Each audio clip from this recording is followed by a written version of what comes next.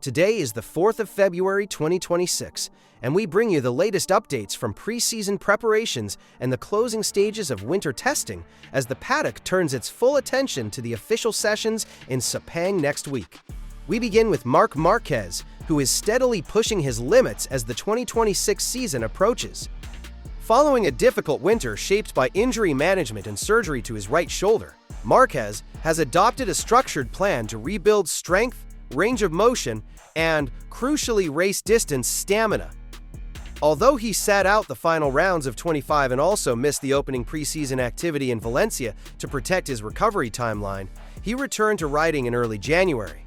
His work started with off-road training to reduce peak load while regaining rhythm, before progressing to full circuit running. In recent days, Márquez completed 2 demanding test days in Valencia, riding Ducati Panigale machinery in multiple configurations under the supervision of team management, most notably Davide Tardozzi, and with technical support from Michele Pirro.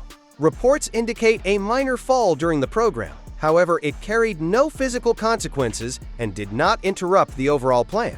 The key takeaway is the seriousness and discipline of the approach. Márquez is not chasing headlines, but minutes in the saddle, consistent lap-to-lap effort, and a controlled increase in workload ahead of the intense schedule that begins in Malaysia. His brother, Alex Marquez, also joined portions of the training, alongside a broader group of riders using the winter to consolidate fitness and refine technique. Elsewhere in the paddock, activity has been similarly purposeful. Maverick Viñales has continued KTM running at Motorland Aragon, focusing on base setup work and long-run consistency, while Enea Bastianini has also remained active, through private mileage aimed at sharpening form before the official tests. Ducati, for its part, has maintained a broad winter program by hiring circuits for development work with Superbike and test riders, ensuring that technical evaluation continues even while race riders balance training with recovery and travel. Márquez notably chose not to participate in every available outing, but he has been seen training frequently on flat track, consistent with his long-standing preference for skills-based riding sessions that improve control and confidence. Attention then shifts to the conclusion of the Sepang Shakedown, where the spotlight fell firmly on the Espargaró brothers and on early indicators from teams operating under concessions. On the final day, Aleix Espargaró produced a standout lap of 1:57.173, demonstrating impressive speed and control as he maximized late-session conditions and new components. That time, importantly, would have been strong enough to place highly on the grid at last year's Malaysian Grand Prix, underlining the pace that is already available before the main test even begins. The day also delivered a close and compelling internal comparison. Pol Espargaró, running the Red Bull KTM program, responded with a 1:57.299, leaving him just 0.126 adrift. Observers noted that Aleix's advantage was established during a decisive mid-session push, where revised aerodynamic parts were trialed alongside incremental chassis adjustments. The rivalry, however, remained professional and constructive. Both riders provided the kind of structured feedback that teams value most at this stage: clear direction on what improves performance, what introduces instability, and what should be retained for the next phase of development. Behind them, Fabio Quartararo placed third with a 1:57.690 on Yamaha, offering encouraging signs of progress as the manufacturer continues to evaluate significant technical changes, including the broader push toward a new engine concept. Álex Rins, also on Yamaha, followed with a 1:57.892, maintaining a consistent pace profile across multiple runs and reinforcing the sense that Yamaha's winter work is translating into improved baseline performance. Jack Miller completed the top 5 with a 1:58.944, focusing less on single-lap glory and more on repeatability and stability, often the more meaningful measure during shakedown conditions. Among rookies and newcomers, Brazilian talent Diogo Moreira drew particular attention.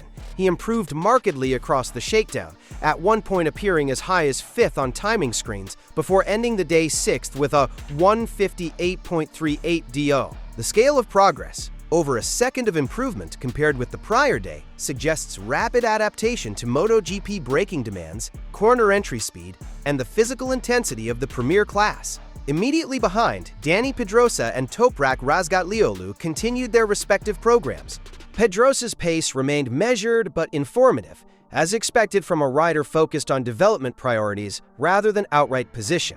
Razgatlioglu, still adapting to MotoGP-specific characteristics, showed promise while continuing the essential process of learning tire behavior, electronics, and the timing of peak grip on Michelin rubber. The session was not without incident. Ducati test rider Michele Pirro suffered a crash at turn 14, but he was uninjured and returned to the garage to continue the day's plan, ultimately finishing 9th despite the interruption.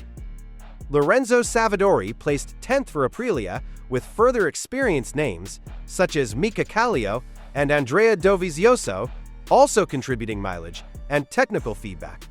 These shakedown tests, reserved for rookies, test riders, and concession-eligible teams, remain a crucial step. They allow manufacturers to validate parts, confirm reliability, and arrive at the main preseason test with clearer priorities and fewer unknowns. In parallel with MotoGP activity, there was also notable news from the VR46 Riders Academy. Valentino Rossi continues to demonstrate impressive fitness despite retirement from full-time competition. During private running at the Mandalika circuit, Rossi took part alongside academy riders including Francesco Pecco Bagnaia and Marco Bezzecchi, riding a Yamaha R1G YTR. Across the two-day event, Rossi reportedly recorded laps within approximately 1.8 seconds of Bagnaia's best time, an eye-catching benchmark that reflects not only his enduring talent, but also the professionalism with which he maintains physical conditioning and on-bike sharpness. We close with the unveiling of the LCR Honda motorcycles for the 2026 season, a presentation that reflects both ambition and realism as the team balances experience with emerging talent. Johann Zarco, now entering his 18th World Championship season, remains with the squad after a strong 2025 campaign highlighted by a memorable wet-weather victory at Le Mans and a valuable podium at Silverstone. Zarco has emphasized patience and consistency, two qualities that often determine success over a long calendar, while also drawing on the perspective gained from racing for multiple manufacturers.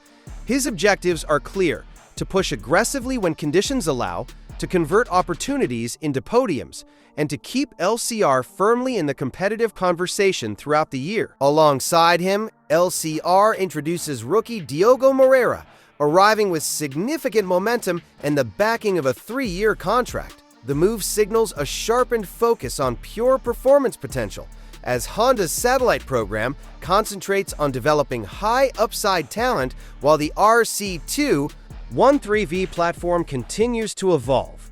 Moreira has stated that his immediate priority is to learn, specifically to understand the Honda's behavior under braking, on corner entry, and in traction phases, while enjoying the process of stepping into the premier class.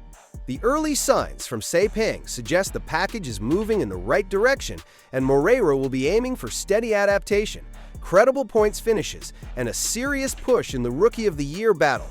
Team principal Lucio Cecchinello has expressed measured optimism, pointing to extensive winter work from Honda engineers and a belief that greater competitiveness is achievable in 26. While acknowledging the scale of the challenge in closing the gap to the frontrunners, he has also indicated that consistent top 10 results and, on stronger weekends, top 5 contention are realistic goals if development steps translate into race conditions. With Zarco's technical insight and Moreira's speed and learning capacity, LCR presents a storyline that will be closely followed as the season unfolds. That concludes today's edition of MotoGP World. Thank you for watching, and we will return with further updates as the official preseason test begins in Sepang from 3 to the 5th of February.